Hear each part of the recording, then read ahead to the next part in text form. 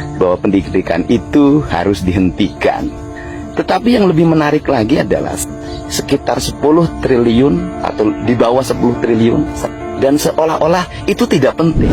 Gubernur Jawa Barat, Deddy Mulyadi atau akrab disapa KDM menyayangkan permintaan sebagian pihak yang meminta program pendidikan di barak militer bagi anak-anak yang terlibat kenakalan remaja untuk dihentikan. Padahal, menurutnya program pendidikan ala militer ini justru mampu memberikan solusi jangka pendek yang efektif dalam menghadapi masalah karakter dan mentalitas generasi muda saat ini. Menurutnya, banyak pihak seolah-olah melihat program pendidikan di barak militer sebagai hal yang berbahaya, padahal kenyataannya justru memberikan dampak positif. Saat pendidikan bagi anak-anak di barak TNI sudah selesai, yang saya sebut pendidikan kebangsaan, dan hasilnya sudah terlihat dipublikasikan, dan orang tuanya sudah merasakan, berbagai media sudah mewawancarainya dan bagaimana keadaan mereka hari ini. Dan juga ada antrian ribuan orang yang ingin menitipkan anaknya mengikuti pendidikan tersebut.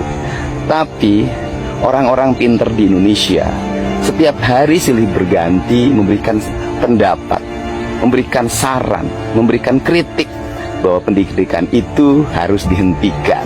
Gubernur Jabar pun kemudian menyoroti ketimpangan perhatian pihak-pihak yang meminta pendidikan barak militer dihentikan.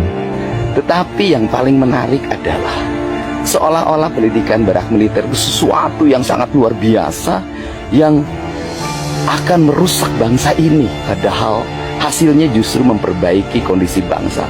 Walaupun ada yang mengatakan jangka pendek, tidak ada masalah apa-apa. Kalau orang dalam keadaan sakit darurat, ya harus dilakukan tindakan jangka pendek, karena kalau dibiarkan akan mengalami kematian. Ia menyayangkan ketika ada kasus besar seperti dugaan korupsi di Kementerian Pendidikan, respons publik justru malah diam.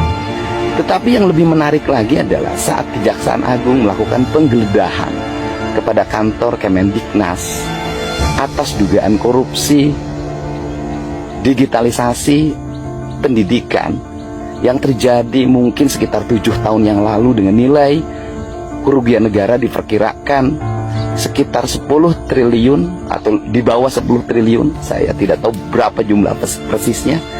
Semua orang seperti tidak peduli, diam, dan seolah-olah itu tidak penting. Padahal menurut saya ini jauh lebih penting. Ia menegaskan, permasalahan sistem pendidikan di Indonesia saat ini sangat penting untuk diperhatikan. Menurutnya, kegagalan sistem pendidikan akan menyebabkan kerusakan mental bagi siswa dan menumbuhkan kepedulian nyata terhadap masa depan anak-anak Indonesia. Karena rusaknya sistem pendidikan Indonesia dan rusaknya mentalitas anak-anak, karena kita terlalu fokus pada proyek, abai pada rasa dan cinta yang dimiliki anak kita. Sehingga anak-anak kita hari ini itu adalah korban dari sebuah sistem yang harus segera dibenahi. Anak-anak kita tidak akan tumbuh dengan baik manakala sistem pendidikan kita hanya didasarkan pada aspek anggaran, hanya didasarkan pada jumlah biaya, hanya didasarkan oleh ambisi untuk memperbanyak proyek di pendidikan, bukan didasarkan pada cinta, rasa, keikhlasan, nilai yang dikembangkan antara sistem, guru, dan anak-anak kita. Semoga ini menjadi bahan renungan kita. Bukan berarti saya menganggap diri saya baik, tapi tidak. Minimal mari kita peduli. Anak kita perlu cinta kasih, anak kita perlu tindakan, bukan hanya sekedar hayalan.